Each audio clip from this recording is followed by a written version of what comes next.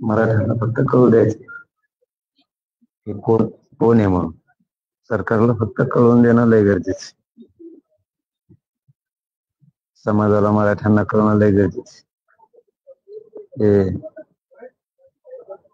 मराठ्यांना कोण आरक्षण मिळवले? देवेंद्र फडणवीस जाणून बुजून मराठ्यांना आरक्षण देत नाही का देणार आहे हे कळणं गरजेचं आहे. ते आले काय नाही आले काय फरक नाही पडत आम्हाला. कळू द्या. समाजाला कळणं लय गरजेचं आहे. आपला शत्रू कोण आहे, गरीबाच्या मराठ्यांच्या पोराचा मारेकरी कोण आहे हे कळणं गरजेचं.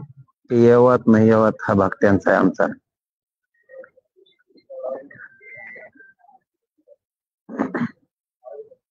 उदय सामंत यांनी म्हटलेलं आहे की जरांगे पाटलांच्या मनात काय आहे, त्यांची काय गैरसमज आहे ते दूर सुद्धा केले पाहिजे सरकारच्या वतीनं. काहीच नाही मनात. मराठ्यांचे ठरलेल्या मागण्या ते द्या एवढंच मनात आमच्या, बाकी काय.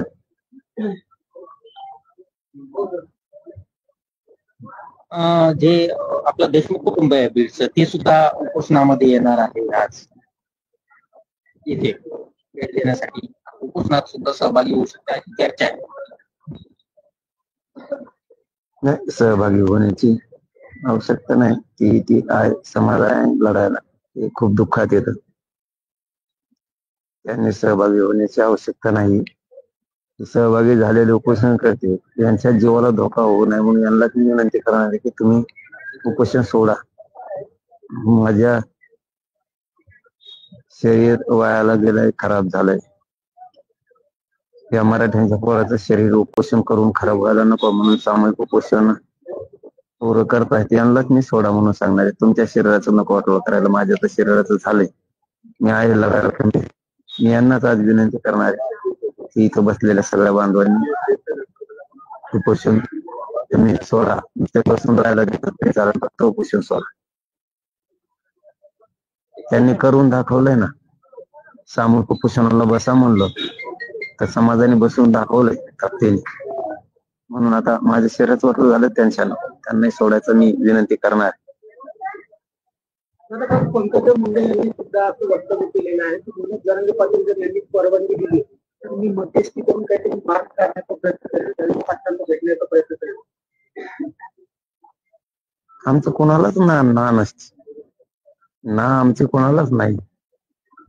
कारण आम्ही खुनशी नाही, जातीवादी पण नाही. आमचे कोणालाच ना नाही, कोणालाच.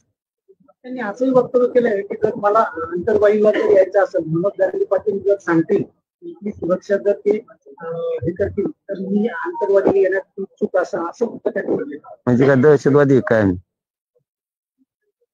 आम्ही काय दहशतवादी आहेत का? तिथं कोणी येतो कोणी जातो, आम्ही नाही जातीवादी. रोष नसतो आमच्या मनात, राग नसतो, आम्ही खुनशी नाहीत, आम्ही दुःख धरीत नाहीत लोकांवरती. आम्हीच उलट दुःख धरणारला अशा लोकांना उलट आम्ही सरळ करतो. इथं दहशतवादी आहेत का? इथं काय दहशतवादी थोडेच आहे कोणी. इथं कुणी येऊ शकतं, कुणी जाऊ शकतं. कुणीही कुणाला ना नसते यायला. सगळा देश येऊन गेला इथं. अशोक चव्हाण हे पण म्हणजे तुम्ही जरांगे पाटील यांना भेटून मध्यस्थी करून सरकारसोबत त्यांच्या मागण्याबाबत विचार करण्यासाठी काहीतरी मार्ग काढू सुद्धा अशोक चव्हाण यांनी केलं. चांगली गोष्ट आहे ना. समाजाच्या लेकराचं कल्याण व्हावं एवढंच आमचं म्हणणं आहे. मध्यस्थी अशोकरावजी चव्हाण साहेबांनी करावी का आणखीन कुणी करावी? आमचे काय नाव असण्याचं काही कारण नाही. आमच्या गरीबाच्या लेकराचा आरक्षणाचा प्रश्न सुटावा एवढाच आमचा उद्देश, बाकी काय उद्देश? आमचा उद्देश दुसरा काही नाही. आमच्या लेकराला न्याय मिळावा गरीबाचा. अशोकराव चव्हाण साहेब असतील, कुणीही असले, आम्हाला काय न्याय पाहिजे. दादा आज काय सांगाल की आज उपोषणाचा तिसरा दिवस मोठ्या प्रमाणात आता मराठा बांधव पण या ठिकाणी दाखल होत आहेत. आज जवळपास 250च्या वर या ठिकाणी उपोषण करता बसलेले. त्यातली एका जणांची प्रतिष्ठा सुद्धा थोडीशी खालवलेली होती. काय तुमची समाजाला काय तुमचं आव्हान असणार? समाजाला नाही, देवेंद्र फडणवीसने बघायला पाहिजे. एखाद्याचं लेकराचं जीव जाऊन वाटलं होऊ नये. हे देवेंद्र फडणवीसने बघितलं पाहिजे. त्याचं काम हे करणं, नुसते मराठ्यांचे हाल हाल करून मारणं ही जबाबदारी नाहीये मुख्यमंत्री. त्यांच्या शरीराला जीवाला धोका होऊ नये ही पण जबाबदारी. आणि मी पण आज आव्हान करणार आहे, माझ्या शरीरात वाटलं झालं तुमच्या करू नका, सगळ्यांनी उपोषण सोडा. अजित पवार यांनी सुद्धा सुरू केलेलं आहे की आम्ही तहसीलदार मार्फत मनोज जरांगे पाटील यांच्याशी चर्चा करण्याचा प्रयत्न केला. तहसीलदार वगैरे किंवा अजित पवार यांच्या सरकारच्या माध्यमातून तुम्ही शिष्टमंडळ तुम्हाला भेटलं तर तुमच्या मागण्याबाबत अजित पवार अशी म्हणते की त्यांनी तहसीलदारच्या मार्फत आमचं एक शिष्टमंडळ पाठवलं होतं जरांगे पाटलासोबत चर्चा करायला. मग अहवाल काढायला गेलं काय पडलेलं शिष्टमंडळ पुढे? अजितदादांनी एवढ्या मोठ्या माणसानं असं बोलावं, तहसीलदार पाठविलं आणि याला पाठविलं, काय काय बोलावं असल्या तहसीलदारला पाठविलं. उदय सामंत म्हणाले पाटील 10% मराठा समाजाला आरक्षण दिलंय, टिकणारा श्वासाला आरक्षण दिलंय. जरांगे पाटलाचे काही गैरसमज असेल तर त्याने समोर यावं, सरकारसोबत चर्चा करावी. समोरच आहे ना, मागून वार नाही करीत मी. 10% न मागितल्याला दिलं म्हणजे पाठीत खंजीर खूपच न म्हणते. वार नाही करीत, समोरच समोरच त्याला समोरच या कोण कोण या पाठीमागून वार नाही केलं.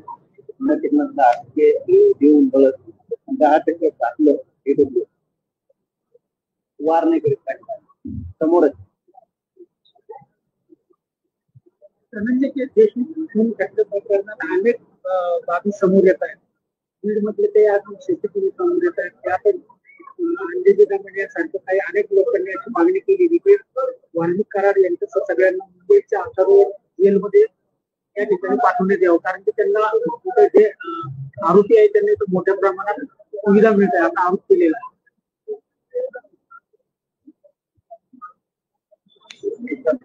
सरकार तुम्हाला काय